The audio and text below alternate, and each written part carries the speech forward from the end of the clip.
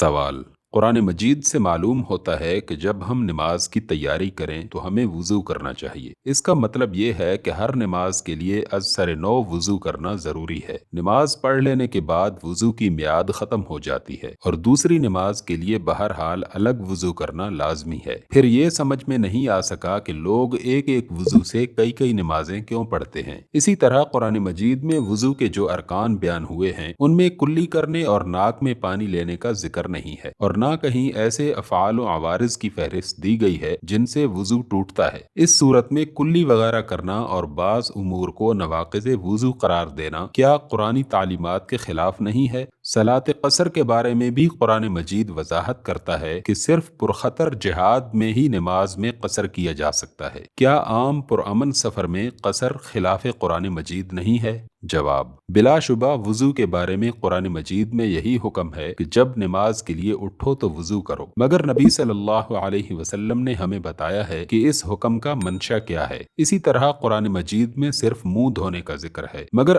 حضرت صلی اللہ علیہ وآلہ وسلم نے ہمیں منہ دھونے کا صحیح طریقہ اور معنی بتائے کہ اس میں کلی کرنا اور ناک میں پانی دینا بھی شامل ہے۔ قرآن مجید میں صرف سر کے مسح کا حکم ہے، مگر حضور صلی اللہ علیہ وسلم نے ہمیں بتایا کہ سر کے مسح میں کان کا مسح بھی شامل ہے۔ آپ صلی اللہ علیہ وسلم نے ہمیں یہ بھی بتایا کہ وضو شروع کرتے وقت پہلے ان ہاتھوں کو پاک کر لو جن سے تمہیں وضو کرنا ہے۔ یہ باتیں قرآن مجید میں نہیں بتائی گئی تھیں۔ نبی کریم صلی اللہ علیہ وسلم نے حکم قرآنی کی تشریح کر کے ہمیں یہ باتیں بتائی ہیں۔ قرآن مجید کے ساتھ نبی کے آنے کا مقصد یہی تھا کہ وہ کتاب کے منشا کو کھول کر ہمیں بتائے اور اس پر عمل کر کے بتائے۔ آیت وَأَنزَلْنَا إِلَيْكَ الذِّكْرَ لِتُبَيِّنَ لِلنَّاسِ مَا نُزِّلَ إِلَيْهِمْ میں اسی حقیقت کو بیان کیا گیا ہے، یعنی اے نبی صلی اللہ علیہ وسلم، ہم نے یہ ذکر لوگوں کے پاس براہ راست بھیج دینے کی بجائے تمہاری طرف اس لیے نازل کیا ہے کہ تم لوگوں کے سامنے وضاحت کے ساتھ اس ہدایت کی تشریح کرو جو ان کی طرف بھیجی گئی ہے۔ اس بات کو اگر آپ اچھی طرح سمجھ لیں تو آپ کو اپنے اس سوال کا جواب سمجھنے میں بھی کوئی زحمت پیش نہ آئے گی کہ ایک ہی وضو سے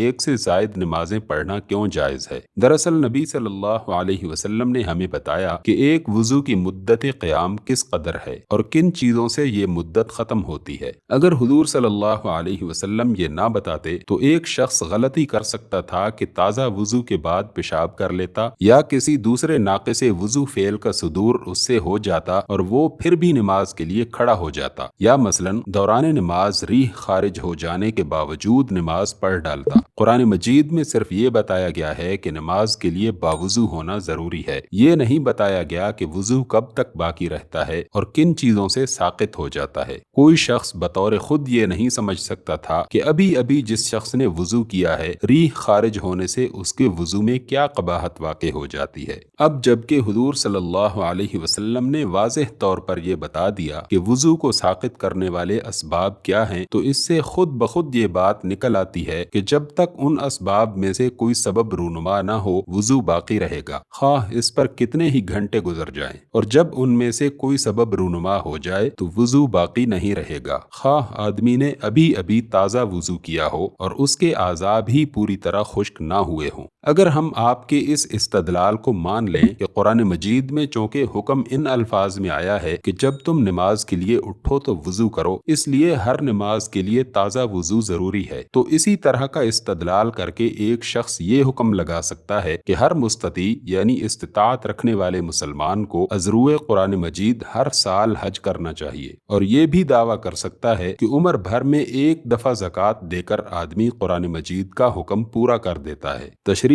رسول صلی اللہ علیہ وسلم سے بے نیاز ہو کر تو ہر شخص قرآن مجید کی ہر آیت کی ایک نرالی تعبیر و تعویل بیان کر سکتا ہے، اور کسی کی رائے بھی کسی دوسرے شخص کے لیے حجت نہیں بن سکتی۔ قصر کے متعلق سوال کرنے میں بھی آپ وہی غلطی کر رہے ہیں جو وضو کے معاملے میں آپ نے کی ہے۔ قرآن مجید کی منشا کی تعبیر میں قرآن مجید لانے والے رسول صلی اللہ علیہ وسلم کی توضیح و تشریح کو نظر انداز کر دینا ایک بہت بڑی غلطی ہے، جس کی بے شمار قباحتوں میں سے چند کی طرف میں اوپر اشارہ کر چکا ہوں۔ قرآن مجید صرف حالت خوف میں قصر کی صورت بتاتا ہے، اور وہ یہ ہے کہ اس حالت میں امام کے سوا دوسروں کے لیے صرف ایک رکعت بھی کفایت کرتی ہے۔ اس حکم میں کہیں امن کے قصر کی نفی نہیں ہے۔ یہ دوسرا حکم ہم کو نبی صلی اللہ علیہ وسلم کے ذریعے سے پہنچا ہے، اور وہ یہ ہے کہ سفر کی حالت میں صبح اور مغرب کے فرض تو پورے پڑھے جائیں، البتہ ظہر، عصر اور عشاء کے فرضوں میں 2 رکعتیں پڑھ لی جائیں۔ اس قصر کو جو شخص خلاف قرآن کہتا ہے وہ 2 بڑی غلطیاں کرتا ہے۔